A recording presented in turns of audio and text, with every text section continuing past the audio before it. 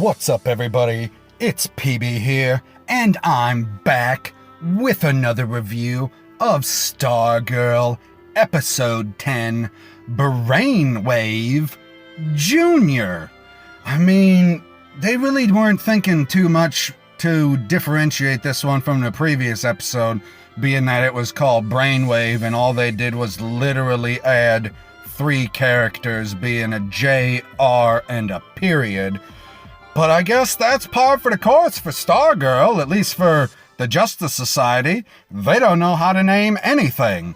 But that's not a knock on the show at all. That's just a funny little joke to start it out. But welcome, everybody. If you're new here, go ahead and hit subscribe. And if you're excited to talk about Stargirl, go ahead and hit that like button. If you're not excited to talk about Stargirl, hit that dislike button. Like, let me know you're not excited. Hit the dislike. Tell me in the comments what's wrong. Tell me why you're here to hate on me.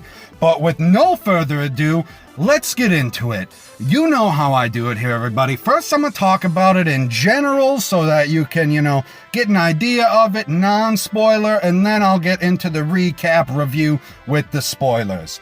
Anyways, this was another great episode of Stargirl. It had everything. It wasn't one of those episodes where it's action heavy. It wasn't one where it was suspense heavy. It wasn't even one where it was necessarily character building heavy, where you're going back and you're building up the characters. Like, we've been introduced to everybody in this episode already. They didn't introduce any more new characters. So if you want to say that that's a spoiler, oh no, it's a negative spoiler. I understand how negative spoilers work, people. I told you a new character isn't going to be introduced. So now if you're waiting for a new character to be introduced, you can, set your mind at ease. Okay, whatever. Not a spoiler. You decide. Tell me in the comments if that was a spoiler. Anyway, I loved how the episode started out. They used the song Ain't No Mountain High Enough, and immediately I was thinking Guardians of the Galaxy, which I know is Marvel, but it's still comic book. So I was like, okay, this made me think frickin' Guardians of the Galaxy, which I love, and let's see where this takes me, which, oh man, like the way that they used the song with the first scene, and then how it plays into the way that the episode plays out.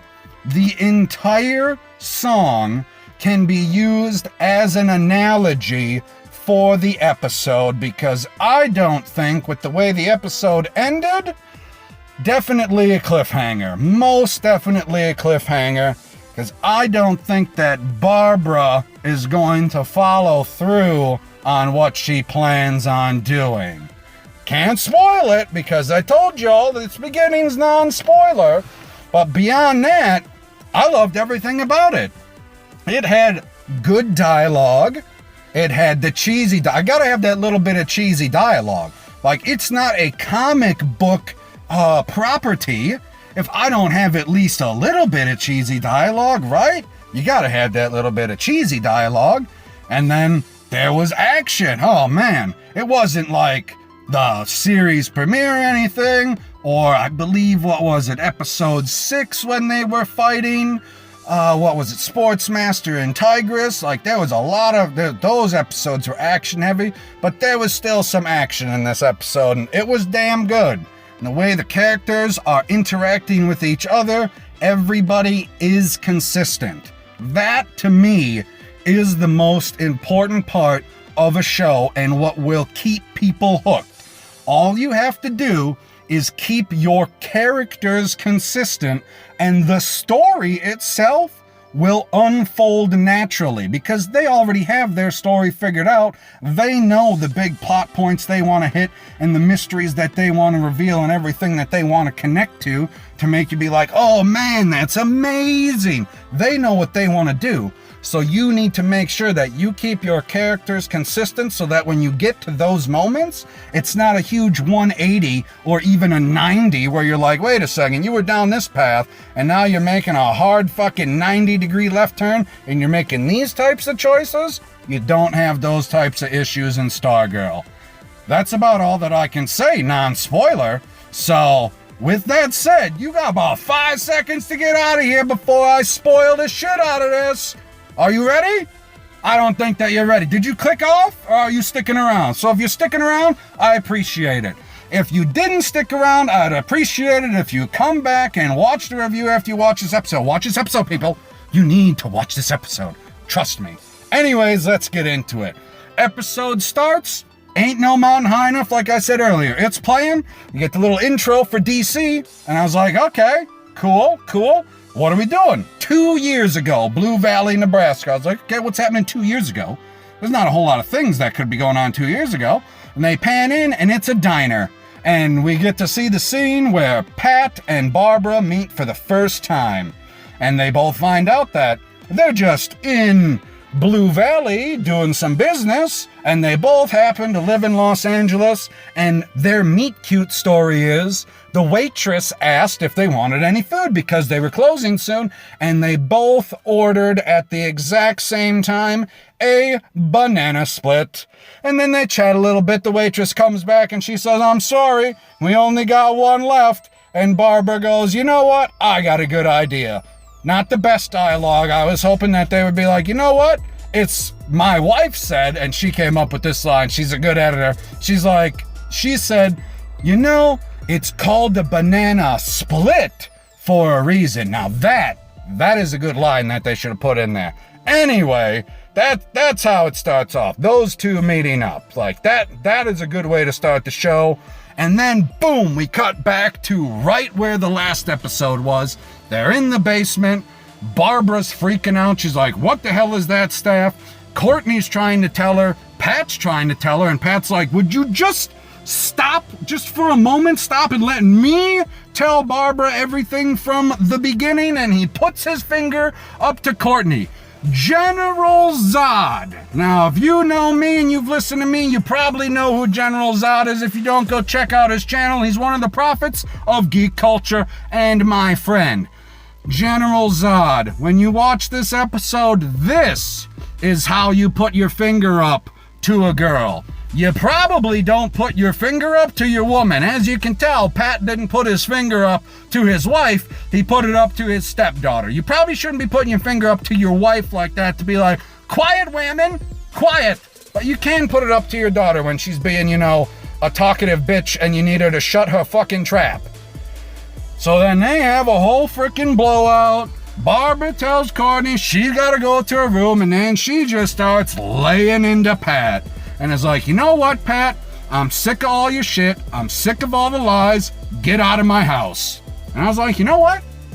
She's not necessarily in the wrong here. If somebody did that to me and he just kept on lying to me, all little things, and she brought up everything. Everything. She brought up the accident, asked him about that, and he came clean. He's like, nope, it wasn't an accident. It was a superhero injury. Well, he didn't say that. That's me paraphrasing a little bit, but whatever. That's not the point. Then we get to Henry and Henry Jr., you know, the Brainwaves. They're talking. Apparently, Brainwave woke up. He don't remember the last 10 years at all. Like, something just, you know, erased his memories. My wife thinks that he traveled back in time. I don't think that at all. Not one bit. Like, something just fried some memories. That's all. Not a big deal. So they're having their conversation back and forth, a little heart to heart, and come to find out, Henry Jr. talks to his dad with his mind, and he's like, oh, you have my powers? When did that happen? Like, oh man, it was a big revelation to him. He's like, oh, this is amazing, this is great. I can't believe that this is happening. So then Courtney goes up to her room, she's feeling all bad, and then Pat is talking to his son, Mike, and he goes, Mike, I can't explain everything to you right now. Just, you know, go to bed. I'm going to the shop. I'm staying there tonight. I'll be back in the morning. And Mike's like, you know what? You're my dad. I'm going to come with you. And he's like, oh, okay, Mike, that's all right. And then Pat says to Mike, he's like, you know, I don't really say this to you that often, but, and then Mike cuts him off. He's like, don't get all sappy on me now, big fella, which was frickin' hilarious. He's like, the little kid's like, I don't need you to say out loud that you love me, Dad. I get it. I know. Which, I mean, I know that my dad loves me. I don't know about you people listening to me right now. I don't need that information. Like, I already know. So, that happens. Then we get back to frickin' Henry and his father. His father's sleeping again. Henry decides that, no. Oh, I'm getting ahead of myself. Sorry, everybody. Henry's listening to his dad's mind as he's sleeping. And he hears him talking about his mom, Jordan being Icicle, and a whole bunch of stuff, and he don't really get the right story. So he runs back to the frickin' house, pulls out tape 3219, and finds out that his mom died. And he thinks that Jordan, Icicle, killed his mom because he's like, yeah, got home and she's in the pool there, and, we were fighting the JSA, and she was ice cold. And I was like, oh my God, she's ice cold? Unbelievable. Like, this guy has no problem, as in Icicle, just killing anybody. Son of a bitch. Like, he's all about fighting injustice, I get that, but my God. Jeez. So Henry's like, God, he wants to kill Icicle. He's like, I'm gonna take out the biggest, baddest motherfucker here. I just got my powers last fucking week. Well, maybe 2 weeks ago. Whatever, I'm gonna do it. So it's late at night now. Courtney's sleeping in bed. Lucky girl. And the staff, all on his own volition, he comes out of his crate, goes upstairs, and wakes up Courtney and is like, hey, we gotta go take this sumbitch out. Like, what are you doing? What are you sleeping for? This is superhero time. Like, it's time to wake up. And she's like, no, man, I'm grounded. I can't be doing that. So the staff goes downstairs, and I don't know how the staff sees stuff. Like, does the staff have echolocation? Like, how does it see a picture on the wall? The staff has eyeballs? I don't understand how this staff works at all. Not one bit. Anyways, he sees Icicle, he takes off. The staff just leaves all by himself. He's like, yep, I'm gonna go take care of business. I was like, okay then. That's interesting. Then, back at the hospital, Jordan shows up in Henry's room to talk to him. And Henry's up and awake now, so, there was nothing nefarious earlier. I thought that he might have slipped back into a coma, but he didn't. He's awake, no problem. And him and Jordan are talking. He's like, yeah, you're awake. This is great. And he's like, yeah, I can't remember anything in the last 10 years. He's like, no problem. Dr. Ito will help you remember. It's okay. And they're just standing there talking, and all of a sudden, the frickin' staff flies in the window out of nowhere and shoots Icicle into the wall, blows him frickin' back, and then he's just standing there. And the frickin' staff is like taunting him. Like, it doesn't continue to fire, it just taunts him. And I don't understand why the cosmic staff, if he wanted to take care of business, and you can fire a goddamn laser beam or whatever the hell, cosmic energy, I don't know what it is. You can fire this, just keep firing, guy. Don't let up until you are tapped. You fire all the way through this ice heart. Burn it up. Like, why not? So he's just standing there. Icicle gets back up. He looks at the staff and he walks forward and he does the same thing to the staff that he did to the wizard's fucking stick. He grabs it and he freezes that motherfucker solid. And I thought that he killed the fucking staff. Like, straight up. I thought this staff is dead. I was like, son of a bitch.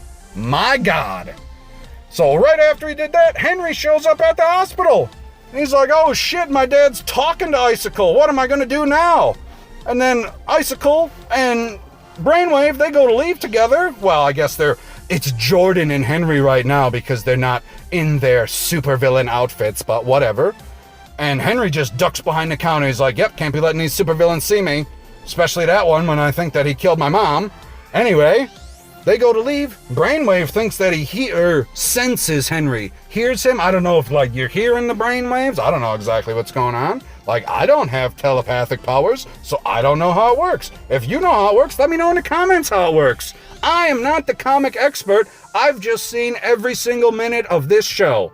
That's not the point. The point is, they leave the hospital together to go to Dr. Ito to get his memories back. Next day shows up. Courtney's like, where's the staff? It's not in its crate. You know where the staff is? Anybody know where the staff is? Have you seen my staff? It's not there. Did Pat take the staff, Mom? I can't find my staff. So she goes to the freaking garage, the pit stop. She's like, Pat, where's the staff? I ain't got the staff. The staff is gone. And Barbara wants to leave today. She went to work. And he's like, she went to work? That's the most dangerous place she can go, son of a bitch. And he's like, well, she told you to pack your stuff up. And, you know, if that's the safest thing for you guys to leave town, you gotta leave town. So just go home and pack your shit. And I was like, okay, I'm sure she'll listen to you 100%. And she has a little heart-to-heart with Mike before she leaves and can't tell him that she's Stargirl. And he gets all upset about it. He's like, brothers and sisters are supposed to tell each other stuff. We're supposed to tell each other everything. Which I don't know if you tell your brothers and sisters everything. I sure as fuck don't. Like, not everything. I tell them a lot of stuff, but I ain't be telling them everything. That is ridiculous. How are you going to be telling them everything? What? No fucking way. So Courtney decides, she's like, fine, I'm going home, getting my stuff. On the way home, she sees fucking Henry Jr. standing there. He's just on the other side of the street, and he telepaths her and waves her over like, hey, come here. And he comes over, or she crosses the street, and she reads his mind, or he, like, sends the thoughts to his mind. I don't understand how it works from somebody else when you can read their thoughts. I don't know how that fucking works exactly, because I thought it was a one-way street. Apparently it's a two-way street if you don't know how to control yourself. Like, I'm not the expert. Like I said, I don't have telepathy. He does. I don't. And she reads all this stuff, and they're like, oh, man, your dad killed Starman? That's my dad, you son of a bitch. But then come to find out, she reads all of his mind. And on the tape earlier, we find out that Henry's frickin' mother was Starman's sister. So Stargirl Courtney thinks that Henry is her cousin, and she fucking hugs him. She's like, we're family. And I was like, yeah, you think that you're family because you think your dad is Starman. When your mother saw the picture with the mask on and like, yeah, this definitely ain't your dad. Like, you think he can't see, like, the girl can see through the silly mask. Frickin' Shiv, Cindy, she can see through the mask. But Barbara was married to this guy, or had a kid with him for how many years? And she's like, yep, definitely not him, definitely not your father. I don't think they're related. I don't think that Starman is her father anymore. The cosmic staff can choose whoever it wants to be its master. Because who is Starman's father? Not the person who had the cosmic staff before him. Duh! So they don't have to be related for the staff to have chosen her. That has nothing to do with it. Whatever. She's like, okay, well, we need you to help me, frickin' Henry. I need your help. That's the end of that scene. Now we get Pat shows up at Barbara's work. She's packing up all of her shit like she's leaving. And when he's in the office, she decides, or right before Pat gets there, she decides she's going to send an email to the person who's supposed to be, or allegedly, or whatever. I don't know where this email address come from, if this guy's supposed to be dead, or deadbeat, like he's still supposed to be alive and he abandoned you, but you still have an email address? You have his email address. You just never contact him anymore, and he never contacts you. So she sends an email address to Courtney's alleged father, or actual father, or whatever, sends that out, and then she starts looking up Starman stuff. Like, what the hell? I was like, well, if you're leaving, why the fuck are you looking up Starman stuff? While she's looking up Starman stuff, Courtney and Henry get to school, and they tell the rest of the JSA, Yolanda, Beth, and Rick, yeah, we need Henry. They freak the fuck out. And by they, I mean Rick and Yolanda. Beth is like, yay! We need all the help we can get. That's how we roll. And I was like, oh my God. Beth she is a ray of sunshine, man. She is positive constantly. I love it. The character consistency, like I said earlier, is beautiful. And they said, fine, we'll work with him, but only because we're helping you. Okay? So then Pat finally gets to the frickin' office, and he's talking to Barbara like, what are you doing here? Why are you here? This is the most dangerous place. Why are you looking up Starman stuff if you're leaving? He's just as confused as I am. And while he's there, while he's there, Jordan and his old frickin' parents from Norway, they walk in the room. They had brought Barbara some cookies because she had, cooked them dinner the night before. Well, they had said some things in Norwegian, and Barbara said, well, the only way I knew how to get some answers was to record these bastards. She recorded their conversation on her phone like a professional frickin' sidekick. What a pro. Well, Courtney decided instead of packing her shit up, she's gonna put on her Stargirl costume. And the entire JSA, except for Stripe, i.e. Pat, they're in the tunnel system now. They're down there, and they're searching for the cosmic staff. They're like, we gotta get this cosmic staff back. We need the staff. It's very importante. Very, very important. And then they're walking around, and they gotta decide who's going with who. And Henry and Yolanda are having a conversation, and she's like, you know what? I will never frickin' trust you again. You broke my heart. You broke my trust. Yeah, I'm only doing this because of Courtney. Don't fucking touch me. Don't talk to me, nothing. I was like, yeah, you send a fucking naked pic that I sent to you around the school, we ain't gonna be talking either. So then they decide to split up because, we come to a fork in the fucking road, and Beth and Rick stick together, and Yolanda, Henry, and Stargirl stick together. That's how they split them up. Beth and Rick go towards the area that is where Solomon Grundy's being held, and Stargirl and Yolanda and Henry go towards where Dr. Ito / the Dragon King is being held. And I was like, this is not going to end well for anybody involved. Son of a bitch. Oh, God. So they get into the room, and Cindy, Shiv, she's still locked up in her fucking room, and she just starts going crazy. She's like, Daddy, Daddy, Daddy, let me out. I want to kill her. I want to kill her. I want to kill her. Let me out. I want to kill her. And I was like, I don't think he's going to let you out ever. You're way too excited for murdering, and he's not necessarily excited to murder. It's just his calling in life. I feel like that's how Dr. Ito plays it. Anyway, big ass battle ensues. Big fight scene. Come to find out, Stargirl knows how to fight, actually. She picks up one of the spears from the fucking wall because the staff is chained up in a fucking cage with 4 chains holding it to the wall. She just picks a spear up off the wall and starts going to town. She's freaking stabbing people left and right, slashing people. Yolanda's slashing people with her claws. They're just killing all of these drones or denizens or whatever the hell these people are that work for the Dragon King, and they're just killing them left and right.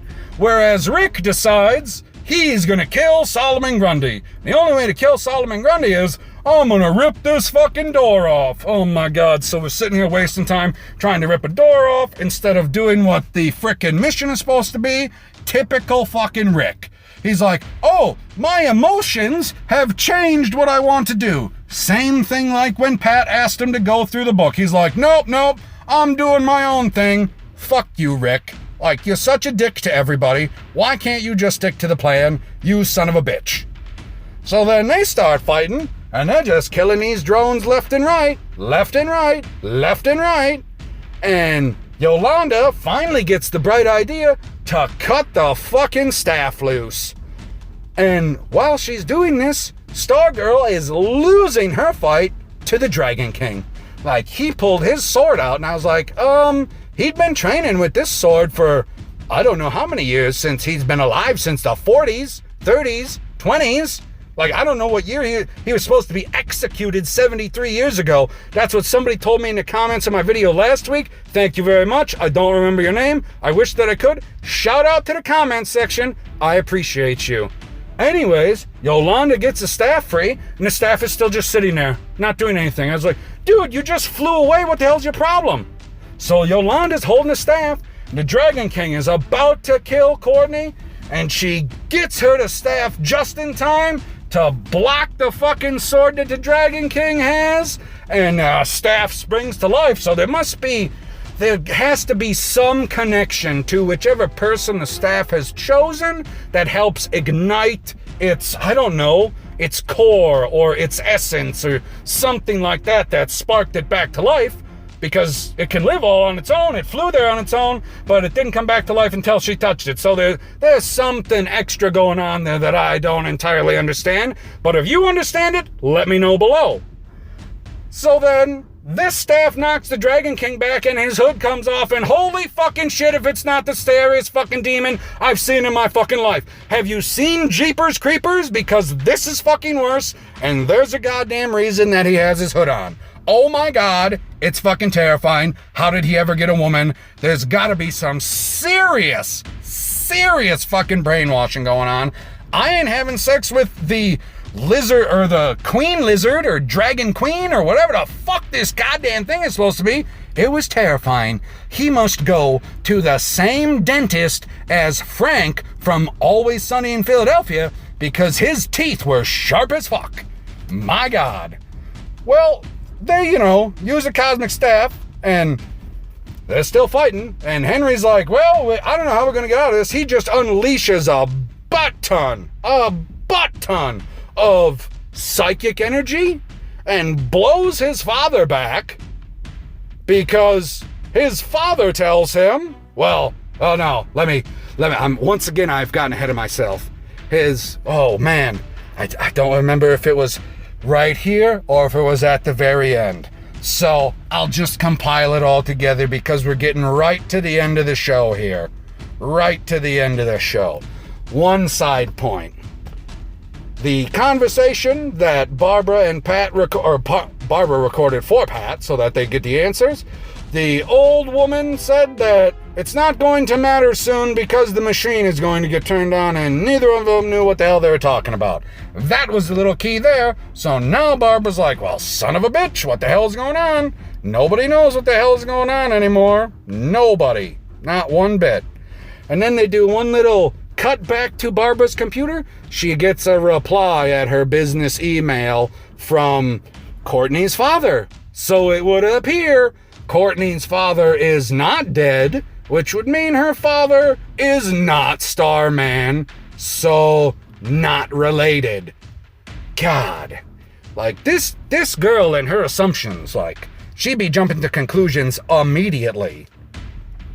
Now we get to the best/worst part of the entire fucking episode, because, oh my god, I did not see it coming. I definitely did not see it coming at all. Two things I did not see coming.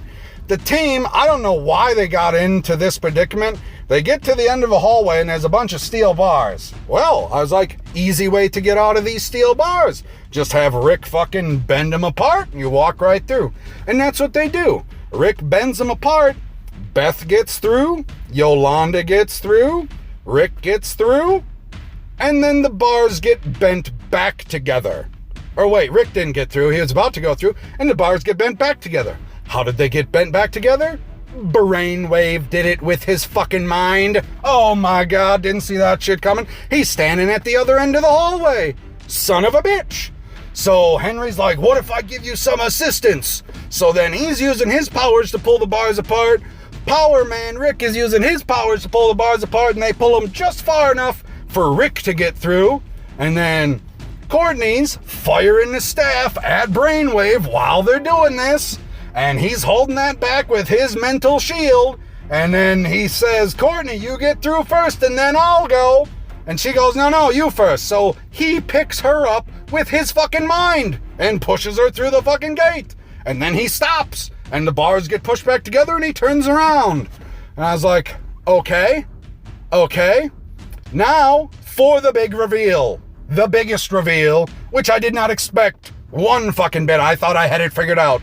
The reveal is Brainwave, Henry Sr. He was the one who killed his wife, not Icicle. It was him. He told his son that he had to choose between his wife and Project New America, because Henry thought that the wife was turning him to the good, and that might have been true. And if it was true, he said, yeah, I had to choose between the mission, which was creating our new America, and my wife. So what did he do? He killed his fucking wife. And what does he tell his son? He says, "Don't make me have to choose between you two." I was like, what? You've got to be fucking kidding me. No wonder, like, I had this pegged from the beginning. I couldn't believe it. The very first 5 seconds of the show before it even starts, when they're playing Ain't No Mountain High Enough, and I'm thinking Guardians of the Galaxy, I was close, because that's from Volume 1, and this entire episode has the overtones of Guardians of the Galaxy Volume 2, because Brainwave had a mission, and the woman, i.e. Peter Quill, i.e. Henry's mother, that woman was getting in the way of the mission, so the villain, Brainwave Ego, had to get rid of the mother so that his emotions would not stop him from completing the mission. Fucking crazy. So what does he do? Henry says, well, you're gonna have to choose.